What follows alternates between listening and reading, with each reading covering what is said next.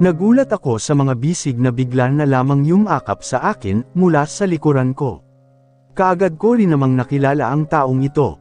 "Good morning. Kagigising mo lang," ani ko sa kanya. Abala ako sa pagbubukod ng mga kulay ng mga damit dito sa laundry. "Maglalaba ako ngayong umaga." "Good morning my honey," bulong niya sa leeg ko kasabay ng paghalik niya doon. Kaagad na gumapang ang magkahalong init at kilati sa leeg ko. "Iniwan mo ako sa kwarto natin.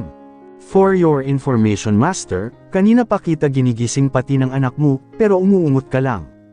Ang hirap mong gisingin kanina. Tinanong kita kung papasok ka sa trabaho pero hindi ka sumasagot. Ang lakas mo pang humilik. Buti na lang nasuutan kita ng brief." Bigla naman siyang tumawa sa leeg ko. Nakikiliti ako, Han. Para akong bulate na sinisilihan ngayon dito sa kinatatayuan ko. Pero hindi pa rin siya kumalas mula sa akin. "Pinuyat mo kasi ako. Ako pa talaga ang pumuyat sa iyo. Sino ba ang mahilig?" Muli kong ipinagpatuloy ang ginagawa ko. Muli naman siyang humajijek sa leeg ko. "Honey, nakikiliti ako. Reklamo kong muli. Halika na sa loob. Mag-breakfast ka na, tanghali na. Tanghali ka na rin makakaalis." "Hindi ako aalis." "Ha?" Napalingon naman akong bigla sa kanya. "Anong hindi ka aalis? Hindi ka papasok sa opisina. Mag-aasikaso tayo ng kasal natin, right? Dinala ko na rin kagabi ang mga documents natin. Magkikita kami ni Attorney Laika Salvacion mamaya. Siya na ang bahala sa pagpaparehistro ng kasal natin sa munisipyo at sa simbahan. Maghahanap pa tayo ng magandang church dito sa Bulacan. Marami pa tayong kailangang gawin kaya kailangan na nating simulan ngayon ang pag-aasikaso." Nakausap ko na rin si Denise, pinsan namin. Siya ang nag-iisang anak nina Tita Teresa at Tito Mateo. Isa siyang wedding planner at siya ang mag-o-organize ng kasal natin. Pupunta siya dito bukas ng umaga. Bigla akong napangiti ng malaki sa mga sinabi niya. Kaagad ko siyang hinarap at niyakap ng mahigpit. "Okay." Hinawakan niya ang pisngi ko at itiningal sa kanya, sinalubong naman niya kaagad ako ng maalab na halik sa mga labi. Nalasahan ko sa bibig niya ang mouthwash na ginamit niya. Kaagad din akong kumalas nang may maalala ako. "E paano yung plano mo sa ex mo? Huwag mo nang isipin pa yon." I called Dad a liar. Sinabi ko na sa kanya ang lahat-lahat ng napag-usapan namin ni Papa kagabi, at ang plano kong pagbubukas ng kaso ni Celine, kasama ang lahat ng dawat. Pati na rin ang case ni Mrs. Carmina Ignacio. Sinabi naman niya na ay lalapit niya ito kaagad kay Tito Liam na isang colonel. Asawa siya ng first cousin nila na si Tita Nikay. Makikipag-ugnayan daw sila sa family ni Mrs. Ignacio. Tetestigo si Papa. Siya ang magiging state witness. Hindi ba magiging delikado ang buhay ni Papa? Maaaring mangyari yun, pero hinding-hindi namin hahayaan yun. Asahan mo yan. Salamat Han. Ako dapat ang magpasalamat. Deserve ko ba ang kabaitan mo? Pasalamat ka na lang dahil mahal kita. Tatalikod na sana akong muli pero muli niya akong niyakap ng mahigpit, at hinalikan sa mga labi. "Thank you so much Han. Pahalagahan ko ang pangalawang pagkakataon na binigay mo sa akin, at hinding-hindi ko sasayangin. Mahal na mahal kita. Panghahawakan ko yan." Dumiretso ako sa kusina at ipinaghanda siya ng almusal. Sumunod na rin naman silang mag-ama dito sa loob. "Mama, rarero ulit kami." Mabilis ding tumakbo si Emerald patungo sa sala. "Kumain ka na," alok ko kay Maximus. Naglagay na ako ng isang plato sa mesa. "Kumain na ba kayo?" Umupo na rin naman siya sa isang silya. "Kumain na kami kanina pa. 10:00 na po mister. Anong akala mo, maaga pa?" Natawa naman siyang muli. Napasarap ang inom namin ni Papa kagabi. Maaga pa ring nagising si Papa. Ipinagtimpla ko naman siya ng kape. "Sabi mo nga, sanay na siya. Di ka ba sanay sa alak?" "Hindi ako umiinom araw-araw. Pero noong uminom tayo sa bar sa Baguio, parang ang tibay-tibay mo sa inuman. O siguro sinadya mo talaga akong lasingin noon, para magawa mo ang plano mo." Napangiti naman siya habang nakatitig sa akin. Muli siyang tumayo sa silya niya at lumapit sa akin. Kaagad niya akong niyakap mula sa likod ko. "Galit ka ba sa akin?" "Hindi, naalala ko lang." "Sigurado ka?" "Hindi nga, sabay naman kaming napahinto, nang makarinig kami ng pagtunog ng phone." Napakalas ang isa niyang braso sa akin at mabilis na dumukot sa bulsa niya. Inilabas niya ang phone niya na siyang tumutunog pala. Nasilip ko kaagad ang screen nito at nakita kong unknown number ang tumatawag sa kanya. Sino yan? Tanong ko sa kanya. Hindi pamilyar sa akin. Nangunot ang noo niya habang nakatitig doon. Sagutin mo, utos ko.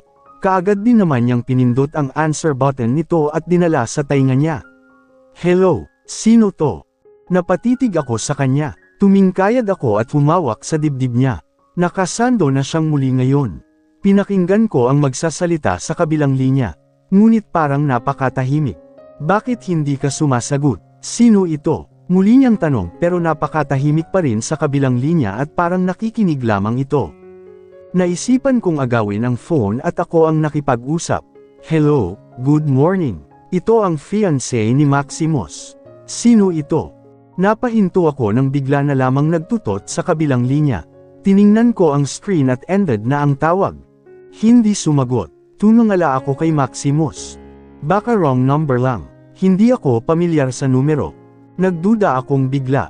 Bakit hindi nagsalita? Parang nasa kabilang linya naman siya at nakikinig. Hindi ko alam. Madalas bang may tumatawag sa iyo na wrong number? Ngayon lang. Napataas bigla ang kilay ko. Ngayon lang. Sino naman kaya to? Hiba't balikat lang ang isinagot niya sa akin. 2:00 ng hapon nang dumating si Attorney Laika Salvacion. Bukod sa usapin tungkol sa kasal namin, nagkaroon din sila ng mesensinang pag-uusap tungkol sa kasong bubuksan nilang muli. Si Attorney Salvacion ang magiging abogado ni Papa. Hindi pa man nakakaalis si Attorney, ay dumating naman sila Daddy Maximo, kasama ang asawa ng pinsan nila na si Tito Liam Parker, isang colonel. Kinunan nila ng statement si Papa. Dito namin nalaman ni Maximus, na kasali pala sa mga nagpatakas noon kay Celine mula sa bahay ng mga Ignacio, ang matalik na kaibigan ni Papa na si Christopher Romualdez. Siya ang nagmamay-ari ng pagawaan ng ice cream sa Cainta, na tininda din ni Papa noong naruroon pa kami. Naging isa sa mga bodyguard daw ito noon ni Mr. Pablo Ignacio, at ayon daw kay Mang Christopher, ay si Mr. Pablo Ignacio ang nag-utos sa kanya na itakas si Celine. Kapalit daw nito ay malaking halaga. Binayaran din daw noon ni Mr. Ignacio ng malaking halaga si Papa, pero hindi raw tinanggap ni Papa ang pera. Bagkus ay ibinigay na lamang daw niya ito, sa kaibigan niyang si Christopher. Inako ni Papa ang kasalanan upang mailigtas ako mula sa mga banta nila. At dahil din doon, ay mabilis ding naisara ang kaso dahil nakulong na ang inipit nilang tao at pinagpanggap nilang salarin, si Papa. Ayon din kay Papa, magagawa daw niyang patunayan ang lahat ng iyan sa mga ebidensyang hawak ni Mang Christopher. Dahil sa pagtatrabaho daw nito sa pamilya ng mga Ignacio bilang bodyguard, saksi daw mismo ito sa mga panloloko at kataksilang ginagawa nito noon, sa asawang si Carmina. Totoong kalaguyo daw nito ang inaanak nitong si Celine. Kasakasama pa daw si Mang Christopher tuwing nagtutungo sa hotel ang dalawa. Sinusundot daw ng konsensya si Mang Christopher dahil sa nakikita niyang panloloko ni Mr. Pablo sa asawa nitong si Carmina. Kaya palihim daw siyang kumukuha ng mga larawan at video ng dalawa habang magkasama. Si Mang Christopher din daw ang dahilan kung bakit kumalat ang video scandal ng dalawa, at siyang lihim na nagparating nito sa amo niyang si Carmina. Nakuha daw mismo ni Mang Christopher ang mga kumpletong video ng mga kababalaghang ginagawa ng dalawa, sa mismong cellphone ni Mr. Pablo Ignacio, noong minsang naiwan nito ang cellphone sa kotse. Layan daw ang dahilan kung bakit nanahimik bigla si Mang Christopher, at hindi dinadalaw si Papa sa kulungan. Iniwasan niyang pag-initin siya at paghinalaan ng grupo ng sindikato ng mga Vergara, dahil alam naman daw nilang kaibigang matalik ang mga ito ni Mr. Ignacio. Pero pinakaingatan daw ni Mang Christopher ang mga hawak niyang ebidensya para sa hinaharap. Alam naman daw nila ni Papa, na hanggat nabubuhay ang demonyong Pablo Ignacio at Celine Ibanez, ay maaaring maungkat muli ang nakaraan, at magkaroon muli ng problema. Hindi daw nila nagawang lumapit noon sa pamilya ni Carmina para tulungan sila, dahil alam daw nilang mahihina ang mga ito, at wala ring magagawa. Magiging delikado lamang daw ang buhay ko mula sa mga sindikato, kaya pinili nilang manahimik na lamang muna. Pero ngayong alam ni Papa, na makapangyarihang tao na ang may hawak sa amin, ang mga Villafuente, tiwala daw siyang mananatili na akong ligtas. Hindi rin daw niya nagawang lumapit noon kay Tita Teresa, dahil sa dami na daw ng mga kasalanang nagawa niya. Maaaring hindi na rin daw siya paniwalaan pa ng sarili niyang kapatid. Kinahapunan din yun ay sabay na nilisan nila Attorney Salvacion, Daddy Maximo, at Tito Liam ang bahay namin. Nalaman na lamang namin mula sa tawag ni Daddy Maximo, na hawak na raw ni Tito Liam si Mang Christopher, maging ang mga ebidensyang hawak nito. At isa din daw sa mga tetestigo si Mang Christopher, laban kila Mr. Ignacio at Celine Ibanez.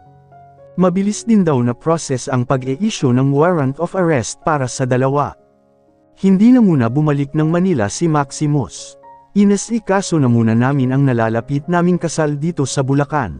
Dumating ang pinsan naming si Roxzel na siyang naging katulong namin sa pag-o-organize ng lahat. Nanatili na lamang din muna siya dito sa Bulacan. Ang mga sumunod na araw ay nabalitaan na lamang namin mula kay Daddy Maximo, na nahuli na sila Mr. Pablo Ignacio at Celine Ibanez, na nagawa pang magpalit ng pangalan bilang Serena Hamilton Ignacio. Nalaman naming ikinasal na pala ang dalawa sa Canada. Ang kakapal ng mga mukha nila. Tumanggi pa si Celine na hindi daw siya si Celine, pero hindi siya nakalusot sa mga ebidensyang hawak ni Mang Christopher. Isa rin sa mga dating kaibigan ni Papa sa sindikato ang nagsalita rin laban sa kanila. Nalaman namin na mayroon na rin silang anak na lalaki, na 10 years old na ngayon. At kasama nila ito ngayon dito sa Pilipinas. Siya yung batang nakita kong kasama ni Pablo Ignacio sa mall. Noon ko pa napansin ang kapansin-pansing pagkakahawig kay niya Celine, ani Maximo sa akin. Noong kumain tayo sa Jollibee. Oo, napatungo-tango naman ako. Kaya pala biglang nag-iba ang mood niya, matapos nilang magkita ng Pablo Ignacio na yun noong oras na yun. May iba pa pala siyang nakita bukod kay Pablo Ignacio. Nasabi din ni Papa sa amin na ayon daw kay Mang Christopher, bata pa lamang daw itong si Celine ay mukhang minumolestya na raw ng ninong nito. Ito na raw kasi ang tumayong ama-amahan ni Celine, dahil sa 5 buwang gulang pa lamang ito nang mawalan ng ama. Anong naramdaman mo? Nakita mo ang panla ng ex mo? Tanong ko sa kanya. Sinupil ko ang mga ngiti ko. Ano na naman ba yung mga tingin mong yan? Tinitigan naman niya ako. Anong tingin? Masama na ba ngayong tumingin sa iyo? Parang may ibig sabihin ka na naman dyan sa tanong mong yan. Nagsalubong na naman ang mga kilay niya. Bakit parang affected ka? Sasagutin mo lang naman yung tanong ko. Hindi ako apektado. Ikaw lang itong walang tigil sa kabubukas ng usapan tungkol sa kanya. Umayos siya ng pagkakahiga sa tabi ko, kasunod ng pagpatong ng kamay niya sa puson ko. Kahit paulit-ulit pa natin siyang pag-usapan, kung wala ka na talagang nararamdaman para sa kanya. What if si Adam naman ang pag-usapan natin? Bigla naman akong natahimik sa sinabi niya. Niniwian ko na lamang siya. Nananahimik na yung tao, huwag mo nang ungkatin pa. Niyakap ko na lamang siya at sumiksik, sa kilikili niyang mabango. Ang anak namin ay natutulog na sa likuran namin. Gabi na ulit, at bukas ay magtutungo na si Papa sa Manila para humarap sa hearing. Gusto kong samahan si Papa bukas, pero hindi ko naman kayo pwedeng iwan dito sa Bulacan. Muli siyang naging seryoso. Di umuwi na lang muna tayo sa bahay mo. Muli siyang yumuko sa akin. Bahay natin pala, nakangiti kong sagot sa kanya. Bigla niyang itinaas ang baba ko at kinagat ang ibabang labi ko. Kinurot ko siya ng mahina sa tagiliran niya. Napaigtad naman siya at natawa. Muli siyang umayos ng pagkakahiga. Kailangan niya ang suporta ko. Baka gusto mo lang makita ang ex mo, biro ko namang muli sa kanya. Isa pa, ibibitin na kita dyan ng patiwarik. Natawa akong bigla sa sinabi niya. Nakakasuka ang mga sinasabi mo. Paano pa ako makikasama sa isang babaeng katulad niya? Ibang-iba siya sa'yo. Walang-wala siya sa kalingkingan mo. Lumapad bigla ang ngiti ko sa sinabi niya. Gusto ko rin siyang makita. Maganda ba siya? Wala nang tatalo pa sa ganda mo. Humarap siya sa akin, at muli na namang hinalikan ang mga labi ko. Kinilig naman akong bigla sa sinabi niya. Ako kasi ang kaharap mo, pang-aasar ko pa rin sa kanya. Kahit kaharap ko pa siya, sabi mo lang yan. Hindi ka ba talaga titigil? Muli akong natawa, dahil ramdam kong pikan na siya.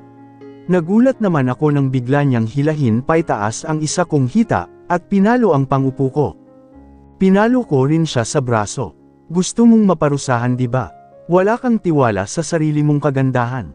Alam kong maganda ako, taas noo ko siyang tinitigan. That's it. Natawa naman akong muli. Niyakap niya ako ng mahigpit, kasabay ng pagdiin niya sa puson ko ng alaga niyang ramdam kong parang bato na ngayon. Inaantok na pala ako, hindi mo ako matatakasan. Han, inaantok na nga ako.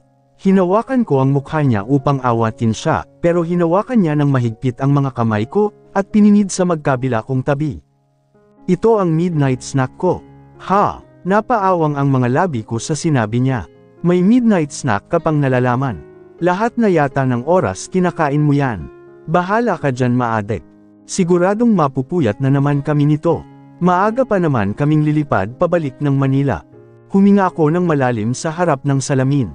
Ito na ang kauna-unahang hearing na kakaharapin ng papa ko ngayon.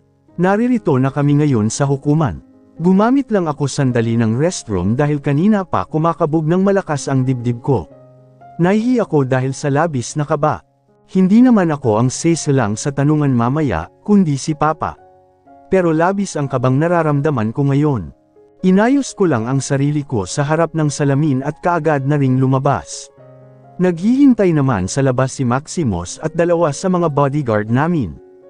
Okay ka na, kaagad niyang hinawakan ang aking kamay. Inabutan din niya ako ng isang bottled water. Uminom ka ng tubig. Medyo okay naman na. Kaagad ko rin naman itong tinanggap at uminom ng kaunti. Thank you. Tuloy-tuloy na rin kaming pumasok sa loob ng hukuman. Pero biglang napahinto si Maximus sa paglalakad, habang nakatingin sa kaliwang bahagi nitong silid.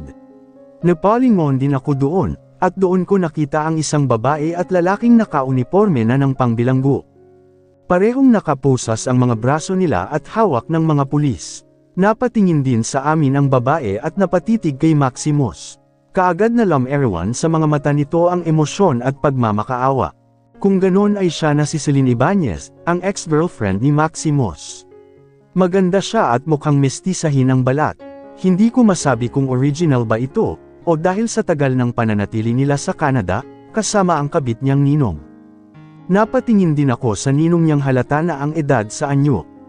Mukhang mas matanda pa siya kay Daddy Maximo at Papa. Namumuti na rin ang buhok nito. Kung titingnan, ay para lang talaga silang mag-ama. Nakita kong kinausap ni Celine ang isang pulis na may hawak sa kanya, bago muling lumingon sa amin. Tila ba gustong makipag-usap ni Celine kay Maximus. Ngunit nagpatuloy sa paglalakad si Maximus patungo sa itinalagang hanay namin, habang hawak pa rin niya ang kamay ko. Nilingon kong muli si Celine na ngayon mas lalong humikbi, habang nakatitig pa rin kay Maximus. Ngunit nang magtama ang aming mga mata, ay bigla itong napalitan ng munting talam. Nilabanan ko naman ang mga titig niya, at binigyan ko siya ng may babalang tingin. Nang dahil sa kanya kung bakit nagdusa ang aking ama sa kulungan, na dapat siya ang naruroon. Hinding-hindi ko siya uurungan. Nakarating kami sa aming mga silya. Naririto na rin sila Papa, si Mang Christopher, si Attorney Salvacion, si Daddy Maximo, si Tito Liam, at ilan sa mga kaibigan ni Papa na tetestigo rin. Ang anak namin ngayon ay naiwan sa mansion nila Daddy Maximo, kasama doon si Mommy Beatrice. Napaka walang hiya nyo, ang dapat sa inyo ay bitayin. Mga baboy kayo. Bigla kaming napalingon sa likuran namin, nang makarinig kami ng pagsigaw ng isang babae. Isang pamilya ang bagong dating. Umiiyak ang isang ginang, habang nakatitig sa direksyon nila Celine Ibanez at Mr. Pablo Ignacio. Puno ng galit ang kanyang mga mata. Kaagad namang tumayo sila Tito Liam, Daddy Maximo at Attorney Salvacion. Sinalubong nila ang mga ito at nakipagkamay. Mukhang sila na ang pamilya ng yumaong si Mrs. Carmina Ignacio. Hindi ko mapigil ang makaramdam ng awa sa ginang na umiiyak, na halata na ang katandaan. May mga babae at lalaki din ang mga itong kasama, na puno din ng galit ang mga mata habang nakatitig, sa dalawang taksil at kriminal. Siya ang ina ni Mrs. Carmina Ignacio, at mga kapatid naman ang mga kasama niya, bulong sa akin ni Maximus. Tumango-tango naman ako. Dumiretso ang grupo nila dito sa kinaroroonan namin. Yumuko din kaming dalawa ni Maximus sa kanila. Hindi nagtagal, ay pumasok na rin dito sa loob ang judge at nagsimula ang pagdinig. Mariing itinanggi pa rin ni Celine, na siya si Celine Ibanez. Iginiit niya na siya si Serena Hamilton, na ipinanganak sa Alberta, Canada. Bunsong kapatid daw siya ni Celine Ibanez, at magkaiba daw sila ng ama. May mga ipinakita silang mga dokumento na makapagpapatunay daw, na nagsasabi siya ng katotohanan. Itinanggi din ni Mr. Pablo Ignacio na mayroon silang ugnayan sa isa't isa ni Serena. Parang anak na daw ang turing niya, sa mga anak ni Mrs. Selena Corazon Ibanez, na ngayon wala naman dito at naiwan sa Canada. Nagtungo lamang daw sila dito sa Pilipinas para magbakasyon. Kaagad namang inilatag ng kampo namin ang mga ebidensyang hawak namin. Pareho ring nagsalita sa unahan sila Papa at Mang Christopher, pati na rin ang mga kaibigan ni Papa na dating miyembro ng sindikato. Idinetalye nila ang buong pangyayari. Pero dahil may mga documents pang ipinasa ang kabilang kampo, magkakaroon pa ng susunod na hearing. Ipapatawag ang ina ni Serena. Nag-request din ang kampo namin na ipadna-test sila Mr. Pablo Ignacio at Serena, at ang itinatanggi nilang anak na lalaki. Ampon lamang daw ni Mr. Pablo Ignacio ang batang yun. Nag-request din sila ng birth certificate nito, at ilan pa nilang documents mula sa Alberta, Canada at dito din sa Pilipinas. Nang matapos ang pagdinig, ay nagkaroon ng pagkakataong makapag-usap sila Maximus at Serena sa visitor area. Pero lingid sa kaalaman ni Serena ay isang spy camera ang nakakabit kay Maximus, at ngayon ay naririnig at nakikita na namin mula sa laptop monitor ni Tito Liam, ang usapan nila mula dito sa kinaroroonan naming kotse. Itigil nyo na to, wala kayong mapapala dito, hindi ako si Celine Ibanez na tinutukoy nyo, saad ni Serena. Napakatapang ng kanyang mukha habang nakatitig kay Maximus. Hindi naman namin makita ang katawan ni Maximus, na ngayon nakaharap sa kanya. Paano mo ko nagawang lokohin? Dinag naman naming tanong ni Maximus sa kanya. Ano bang sinasabi mo? Kung ganoon ay nagkaroon pala kayo ng relasyon ng kapatid ko. Yan na yan mismo ang boses ni Celine. Nagbago lang ang kulay ng buhok niya at medyo nagmature na ang hitsura niya ngayon. Turan naman ni Mang Christopher na kasama namin dito sa loob. Tumungo-tango naman si Tito Liam at Daddy Maximo. For 5 wonderful years, sa iyo lamang umikot ang mundo ko. Naisip ko na ang buong buhay ko kasama ka.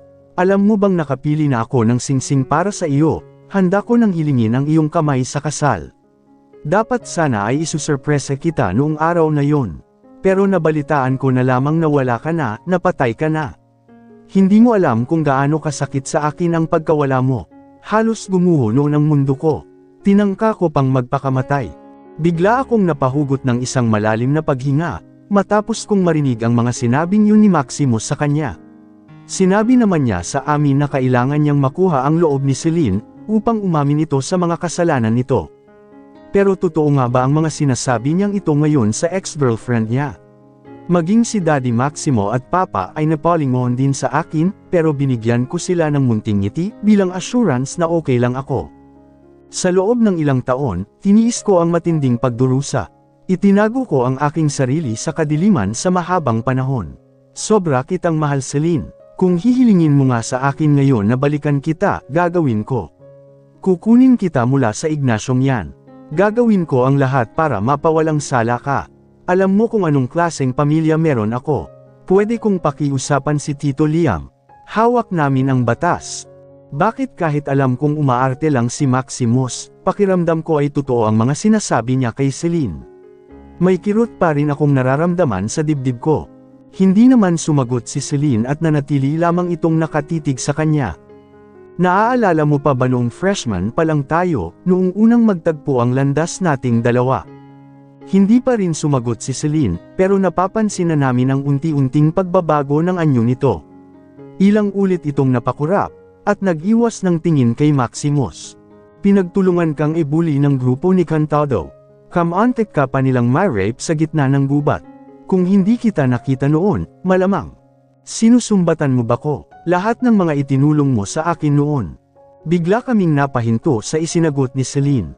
Lam-eriwan na rin ang emosyon sa kanyang mga mata, habang nakatitig kay Maximus. We got her, tura naman kaagad ni Tito Liam. That's too fast, sagot naman ni attorney kasabay ng pagngisi niya.